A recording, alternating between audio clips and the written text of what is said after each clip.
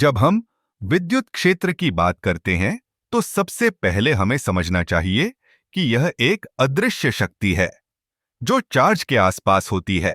विद्युत क्षेत्र को हम उस क्षेत्र के रूप में देख सकते हैं जिसमें एक चार्ज अपने आसपास के अन्य चार्ज पर बल डालता है। इसे हम एक विशेष मात्रा में मापते हैं, जिसे हम इलेक्ट्रिक फील्ड स्ट्रेंथ कहते हैं। इलेक्ट्रिक फील्ड की दिशा हमेशा सकारात्मक चार्ज से नकारात्मक चार्ज की ओर होती है। इसका मतलब है कि यदि आपके पास एक सकारात्मक चार्ज है, तो उसका विद्युत क्षेत्र उसके चारों ओर फैला होगा, और यदि आप उसके पास किसी नकारात्मक चार्ज को रखते हैं, तो वह उसकी ओर आकर्षित होगा। अब आइए बात करते हैं विद्युत क्षेत्र रेखाओं की।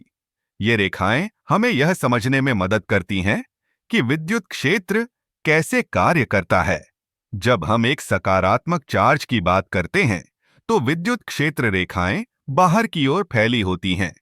दूसरी ओर, नकारात्मक चार्ज के लिए ये रेखाएं अंदर की ओर मुड़ती हैं। इन रेखाओं की घनत्व यह दर्शाती है कि विद्युत क्षेत्र कितना मजबूत है। जहां रेखाएं एक दूसरे के करीब होती हैं, वहां विद्युत क्षेत्र अधिक मजबूत होता है, और जहां रेखाएं दूर होती हैं, वहां विद्युत क्षेत्र कमजोर होता है। आपने कभी सोचा है कि ये विद्युत क्षेत्र रेखाएं कैसे बनती हैं? जब हम एक चार्ज को किसी अन्य चार्ज के पास रखते हैं, तो चार्ज के चारों ओर एक क्षेत्र बनता है। अगर हम एक छोटी सी सकारात्मक चार्ज को उस क्षेत्र में रखते हैं, तो वह उस क्षेत्र की दिशा में गति करेगी। इसी तरह, यदि हम एक नकारात्मक चार्ज को रखते हैं, तो वह सकारात्मक चार्ज की ओर खींचा जाएगा। यह सब कुछ हमें यह समझने में मदद करता है कि विद्युत क्षेत्र कैसे कार्य करता है, और यह हमारे चारों ओर की दुनिया को कैसे प्रभावित करता है। क्या आपने कभी सोचा है कि विद्युत क्षेत्र का उपयोग कैसे होता है? उदाहरण के लिए, जब हम एक टेलीविजन या कंप्यूटर का उपयोग करते हैं, तो वहां भी विद्युत क्षेत्र काम कर रहा होता है। ये क्षेत्र हमें जानकारी भेजते हैं और हमें मनोरंजन प्रदान करते हैं।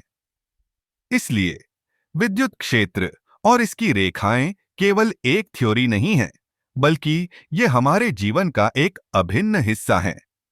जब हम इन अवधारणाओं को समझते हैं, तो हम न केवल विज्ञान को बेहतर समझ पाते हैं, बल्कि अपने आसपास की दुनिया को भी। तो अगली बार जब आप किसी इलेक्ट्रॉनिक डिवाइस का उपयोग करें, तो याद रखें कि उसके पीछे एक अदृश्य विद्युत क्षेत्र काम कर रहा है, जो आपके अनुभव को संभव बनाता है।